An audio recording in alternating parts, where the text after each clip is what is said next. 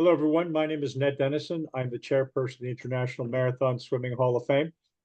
We have a very interesting story about a woman that got knocked back on a few swims and just kept hammering away at them. So, Charlotte Brynn, please say hello. Hi everyone, and Ned, thanks so much for inviting me to join you today. So, Charlotte, let's set the background. Tell everybody about your very early swimming years, sort of under age 10, how you learned to swim. Was it in a pool, in the ocean? Absolutely. So I'm a native New Zealander, although I reside in the US. I grew up in New Zealand and I grew up 1 mile from the beach. And I was very, very fortunate in that when I was 5, a Olympic-sized 50-meter pool was built just over a mile from my house. And it also happened to be running adjacent to the beach. So I had the best of both worlds. And as a little wee nipper, I would get up at 6 in the morning. Not much has changed, maybe a wee bit earlier now, and run the distance down to the pool, and not necessarily in there blatting out laps, but I was just splish splash dolphining around and would just absolutely love being in the water. My family recalls when I was about 2.5, they went away on a vacation in the South Island of New Zealand, and I wandered away from the family. I was one of 4 kids, and they found me. I'd got myself into a swimming pool, didn't know how to swim, and was just like a wee guppy bobbing up and down for air until they fished me out. So I've always been gravitated to the water for sure. And were you a competitive pool swimmer in your teens? I was in my teens. My first race still kind of cracks me up. When I was 5, before the teens, my family, it was a very big deal for the family. We went away on a cruise ship from New Zealand, and coming from a landlocked island, that was a big deal to break out of the 2 islands of New Zealand. And on this ship was a pool. I don't remember how long it was, but it was a saltwater pool, and the captain declared a swim race for all the kids. And I was this skinny little thing, and no one could believe it when I lined up for the race, because when we were lined up along the side of the pool and I was on the very end, well, everyone went up in height from me, these big muscular teenagers, and I was this little whippersnapper. Well, the captain starts the race and I go in, and it's just, I probably looked like I needed to be rescued, but wasn't. And what happened was I was way behind in last place. My family are probably shaking their heads. And then the ship got caught by a swell first on my side, and it picked up my skinny little body and whipped me to the finish line, the other end of the pool first. And that was my first victory in a race, and it set the competitive fire within me for the rest of my life. And you've been waiting for one of those big favorable waves ever since in the ocean. Yeah, the waves weren't as favorable in later years, but in that early swim, it certainly was. And then I swam through primary school and high school in New Zealand. I don't know what it's like in other countries. I'm sure they do the same every year. There's annual swimming sports, and so I would race in those and really enjoyed it. And bring us to your a quick synopsis of your life story. You're now uh, certainly probably over the age of 40. You're living in Vermont, married with a couple of children. Kind of, how did you get from New Zealand to there?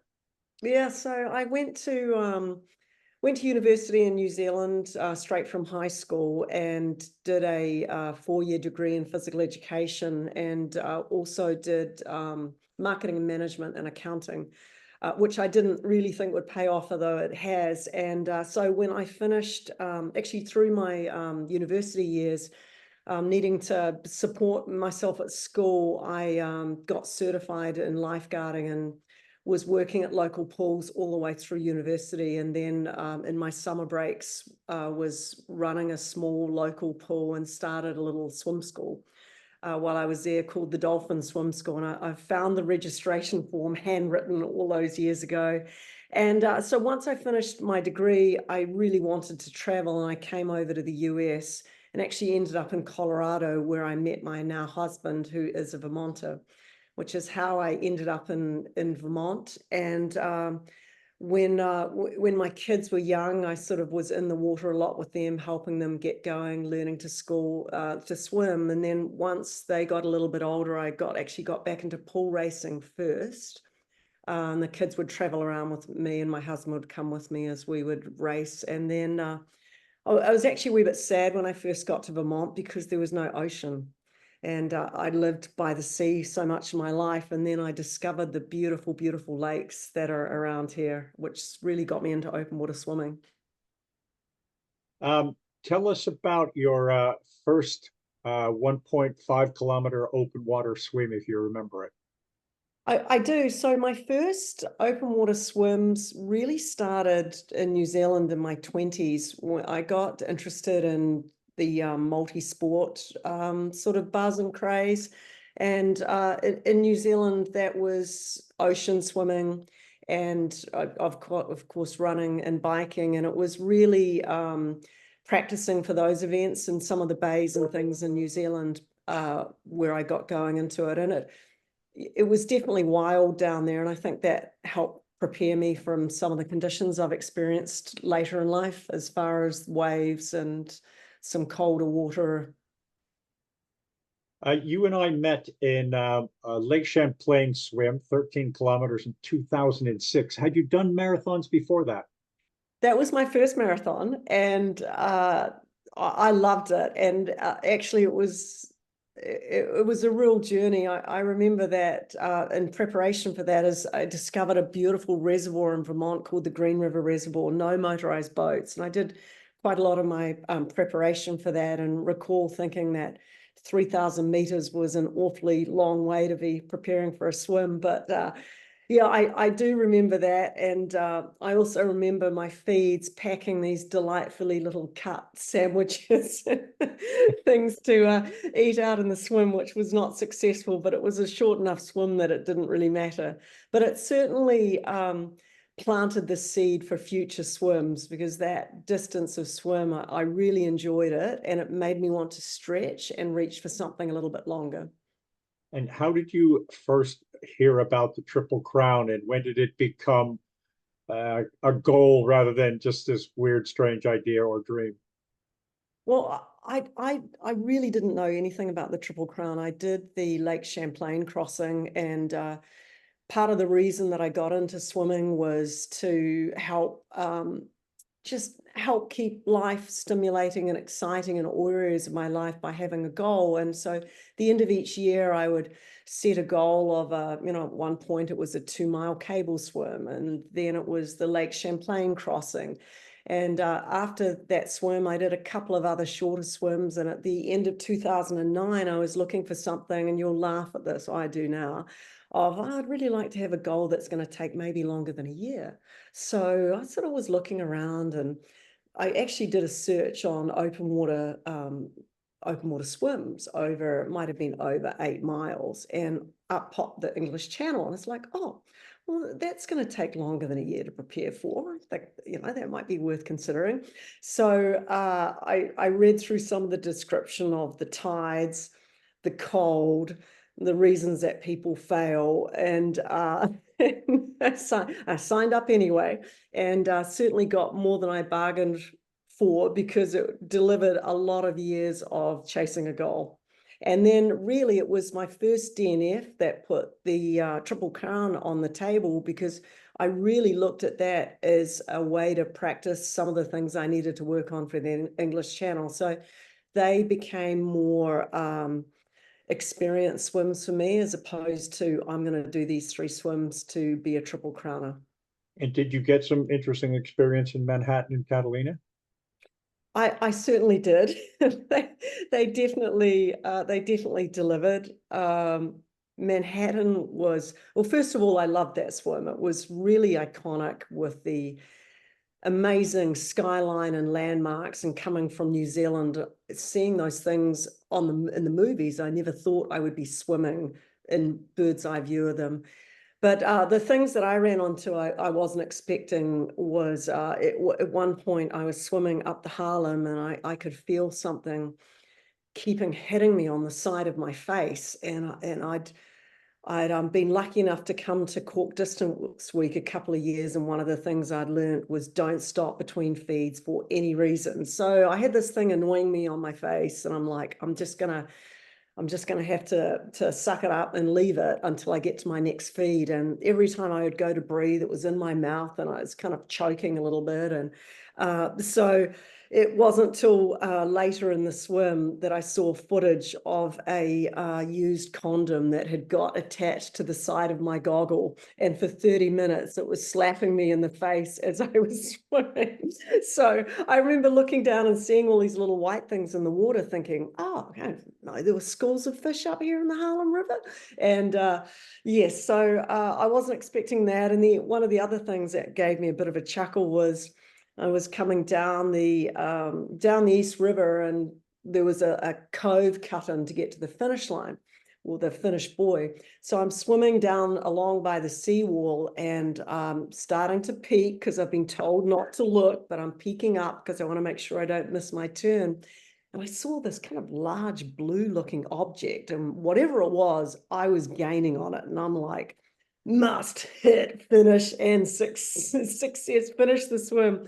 So I came to cut into the cove, and this blue object was right in front of me. And my next stroke, I collected part of a couch under my arm. And as I turned around into the cove to go to the finish buoy, I could see the official at the finish going, "Hey, no flotation devices, no assistance." And I'm like, dude, it's a couch. I can't get it out of the way. And so those were some of the things that were a little unexpected for me. I also did swim in the year when there was a lot of us were pulled out of the water and put on boats for a period of time and then put back in the water. And so that was a mental thing to get my head around, coming out cold, climbing on the back of the boat, actually, which wasn't mine because my boat had broken down.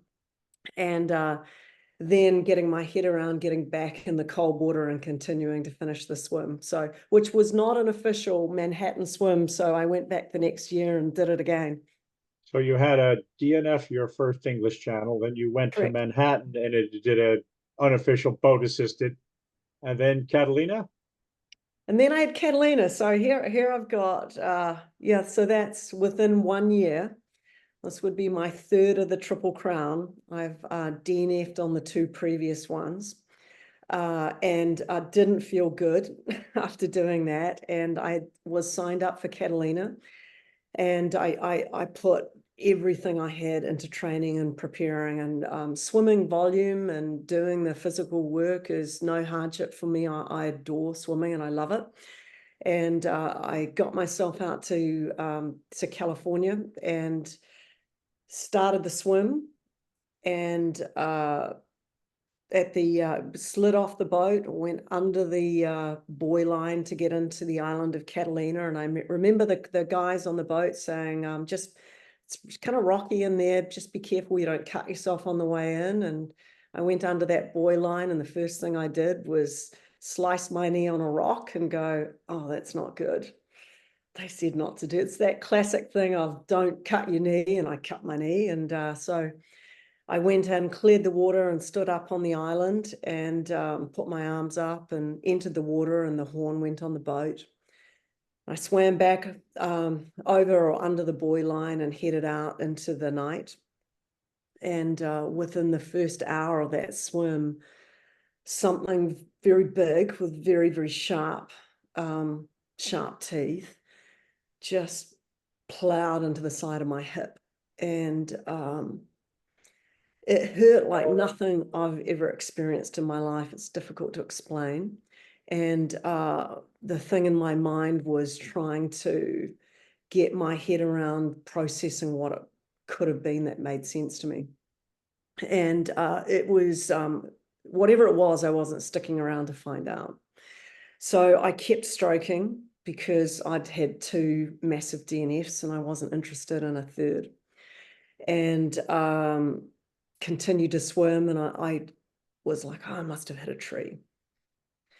And I'm like, oh, I'm in a couple of 100 feet of water, so I don't think it was a tree. So I kept stroking.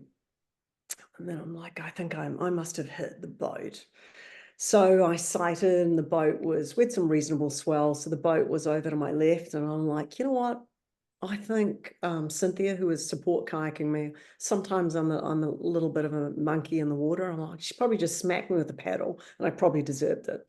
She was quite a way the other way, and it was just me there. And I settled on the fact that I had been stung by a mutant jellyfish that was had some sort of teeth-like things on its tentacles, and settled into that being what had hit me. And I continued to swim for another, I was in the water 11 hours, and the crew called me, waved me into the boat, and they said, Charlotte, what street do you live on? And I was like, I live on Witcher Road. And I was thrilled because I knew the answer. Ah, what's your daughter's name? Her, how you doing? And I was just filing out the answers, and I'm sure I was speaking very clearly and in my mind, but clearly was not. And so they asked me to pick up my kick, and I needed to pick up my pace, and that we had some currents that had turned against us, and I was slowing down. So I went out and I spun my arms as fast as I could, kept my head down, and tried to look in better shape than I felt. And eventually they called me over to the boat, and they said, hey, your swim's done. And my heart sank to the bottom of the ocean. And I paddled on into the boat. I'm sure I put up a bit of a protest, and then got in and kind of hung my head pretty low. And I think it was Forrest Nelson was on the boat, and he came over and he put his hand on my shoulder, and I said, well, when I could talk a little bit more freely, I said, well, I just completed the Triple Crown of Nearlies, which was quite funny. And inside, I was just heartbroken and shattered. And I'm like, not only have I got the English Channel to go and do again, but I've got Manhattan, and I've got Catalina, and I was just around a mile off the shores of California. And it could have been 20 miles because I still didn't finish the swim. So it was a long ride back, and I'd be untruthful if I said to you I wasn't feeling just a little sorry for myself. Had myself under blankets and jackets, and I was already knew I was coming back. In my mind, it was a matter of convincing people that would come with me, give me another shot. I remember your Triple Crown of DNF, and I felt so sorry for you. But then you went back and you started ticking them off, and we were kind of going, "Go, Charlotte, go!" What was your next swim of the Triple Crown? So my next swim of the Triple Crown was I went back to Manhattan, and actually we'll just wind back the wheelbarrow a little bit. I went into the coldest water that spring and winter and fall. I would not get out of the water until it was iced over. Like I put all my energy into my weakest links. And number one was cold tolerance, and number two was believing that I could tolerate the cold, because two were lacking. And actually the second was the most lacking, because the subconscious non-believer within myself of swimming in the cold was creating fear and stress, and it was actually making it harder for me. So I did myself 2 ice miles is what I did, because someone I know recommended that I might consider some warmer swims. So I went and did an ice mile, and got up close and personal with a bit of pain and discomfort. And then I did a lot of cold water, and had a June Manhattan date. And that was my first success out of the Triple Crown. It felt amazing. Really felt amazing. Yeah. I And after didn't. that, And so after that, that same year, I went back to Catalina. And so back out to Catalina I went, and I went on the same boat on Outrider, and I sat on the swimmer's platform on the back of it. And what I thought was a jellyfish was actually a bite from 2013. I had a little tooth left in the side of my hip and a mouth mark, and getting my head around going back into that same water where I'd been bit the year before was a real mindset strengthening, or mindset grit. So I sat on the back of Outrider, and I was probably there for about 5 minutes, and I could hear the crew of the boat chatting around quietly. They didn't think I could hear them, but I could hear them saying, "I don't think she's going to go." Something to the effects of, "It's going to be an early night, boys." And I was sitting on the swimmer's platform peeing and just kind of I gave myself a few moments to take it all in. It's like, I'm back out here. It's an amazing place. It's a beautiful sunrise. I'm just going to go do this one stroke at a time. It's not last year. This is this year. And I'm going in and swimming. And it was an incredible swim. It wasn't easy. I don't think any of them really are. And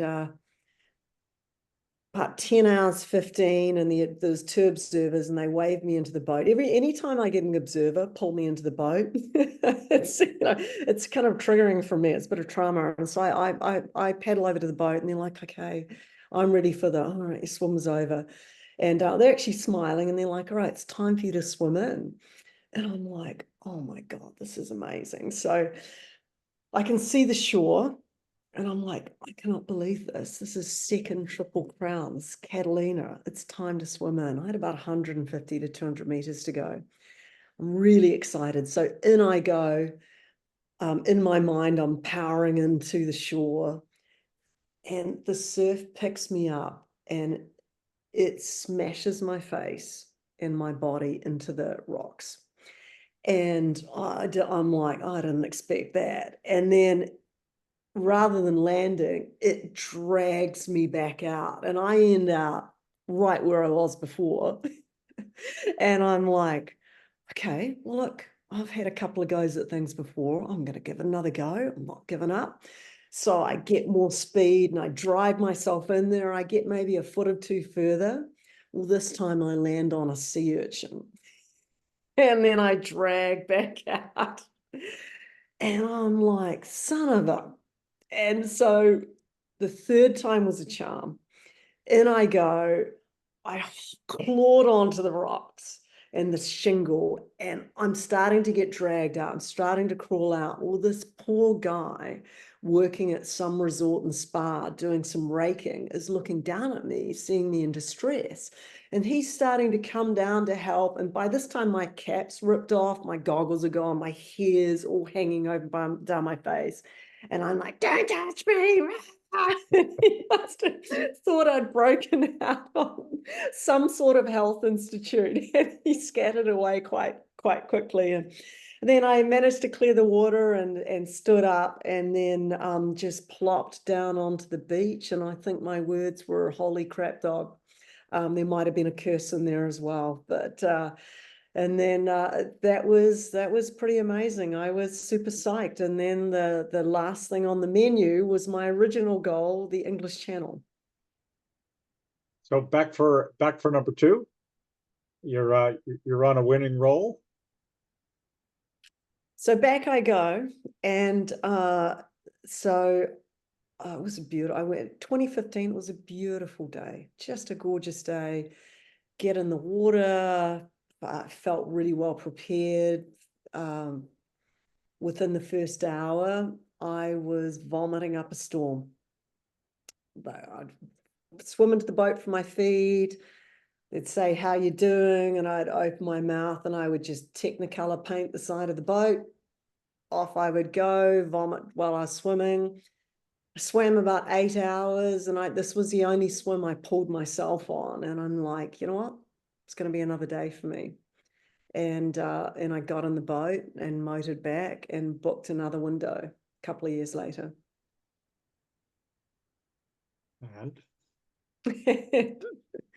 And then so I went back again, and this was in 2017. And very late in the season, too late for me. There was we had a bit of hail and pictures outside of where I was staying. It was a little white hail and little snow bits, and I froze. I was, hypothermic within, I think I was maybe in there 9 or 10 hours. I didn't get, probably made it. I'd have to look in the track. I didn't even look at it that close for a little while, but into the English side, not far enough, and was pulled for hypothermia. And so went back again in 2016 and actually had an amazing swim in 2016. A lot of things went right. Line was good. I felt strong. And at about a kilometer off the cap, things started to slow up. So interesting. Actually saw a lot of seagulls circling over me that year. And I'm like, I must not look like I'm doing quite that well, because there's a lot of birds circling. They look like I'm about to come in for dinner, but my pace slowed and got pulled into the boat. Not pulled in yet, but said, your breathing sounds raspy, your pace has slowed, and I could feel myself not getting a good lungful of air. I would go to breathe. I was breathing every stroke, which I don't normally do, and just couldn't quite get enough oxygen in. And so, rightly so, they called me in and said, "Look, your swim's over. We don't like the way you're sounding." And the concern was water on the lungs. And I'd long before made the agreement with myself and anyone who went on the boat with me, as if the crew, the observer, felt it wasn't safe for me to go on, I would get in the boat. Whereas my first year, I made it quite difficult because I didn't want to get out, and other years too. And it's definitely the realization for your family, and actually for respect to the people on the boat, you want to be there for another day and not have that on other people. So I was super. It took me a long time to get over 2016 with being so close, and I definitely went through a lot of, what if I started a little earlier, swam a little faster, did a little this, did a little that. And once I got myself out of that frame of mind and really homing in on the couple of key factors for me to be successful for that swim, the headway and progress was pretty good. And, I say we, because the crew and everyone on that boat and me as a team had things really well dialed in for 2024. And so 2024, your fifth attempt. Can we remove the surprise and congratulate you on becoming a Triple Crown swimmer? Well, I'm gonna jump in there and let you know it was my sixth. This was my half dozen. And it was really interesting because I'd really built a relationship of fear of the English Channel and in past years. And I'd also understood that I was really grateful for the English Channel because she allowed me to do so many more swims and become so much stronger than I ever had or would ever have been if I'd made it in 2012 or 2015. And so, before 2024, every swim I could conceive or get my hands on to go and do that had similar challenges, whether it be length of time in the water, temperature, salt water, feeding challenges, I would go and do it. I swam around Atlantic City with the English Channel in mind. I swam Lake George with the English Channel in mind. And so these resumes of swims really built up. Of course, I love it and I love the adventure, but it really was all geared towards that one swim. And what I'd come down to over the last couple of years was I needed to switch my relationship with the channel because I had let her become my Achilles heel. Clearly, I've personified her, by the way, as I'm talking to you. She's a she. And so, shifting from fear and loathing to love and respect. And I think if we do that with anything in our life is really important. So when I went in the English Channel, I really focused on leaning in and letting her waters support me and not fighting. And it was a big difference this year on being on top of the water. And of course, the salt water gives you a lot of buoyancy, but whether you're in salt or lake water, if you're swimming like a hornet or you're hanging down, you've got a much harder road ahead of you. So visualizing the channel waters supporting and holding me up, and also pressing my face into the water. And when there's a fear or a subconscious draw away from the cold, that natural feeling or want to pull the head out of the water doesn't help your body position at all. So going in with the mindset that she was actually going to be supporting me and I was going to work with the water rather than against it, and letting go of the fear of cold and acknowledging that I needed to be comfortable with being uncomfortable. There's no easy, comfortable, warm and fuzzy way to do a marathon swim, not if you're giving it your all. And acknowledging that, yes, I certainly need to share what's within, but there's no point in taking time to chat and tell the crew what's going on with me unless they can help me. So I had them preempted before. We sat down as a team on, these are my main issues, and these are the ways we can mitigate it. This is what I've worked with, run with it. You don't need to ask me what I want or need. I'll let you know if I want something hotter or if something's not working, and I'm going to trust in you guys to send me down and give me whatever support I needed. So 48 hours from my channel swim, I wasn't making decisions. I wasn't telling anyone what was going to happen anymore. All I needed to do was relax and swim. And Lane Howley and Janine Sorrell, they did everything. They made the best decisions, and whatever decisions they made right, and I followed them. And it was a big shift. I think just, letting go of any control and just understanding that the job's pretty simple. It's one hand in front of the other. Charlotte, do you have a public next swim you're sharing with the world? I have, actually, no, I do. It's not a marathon swim yet, but my next event swim, and I'm super excited about this. I'm going to be swimming for New Zealand at the World Ice Swimming Championships in Italy. And the real highlight is my daughter Heidi is also got on the New Zealand team. So we are both going over. I'm still working on finalizing my marathon swim for next year. One of them that's pretty top on my list is Cook Strait. I've had 2 cracks at Cook Strait. The first was a mile out, the last 1,000 meters. So I've got a little unfinished business there. And I'm tiger for punishment. There's a couple of other lake swims that I'm really interested in pursuing as well. I do quite like pioneer swims quite a lot. I like a balance between what's been done before and adventuring some new ones. So one thing's for sure, I'm committed and passionate about keeping my own marathon swimming going so I can help encourage people with theirs.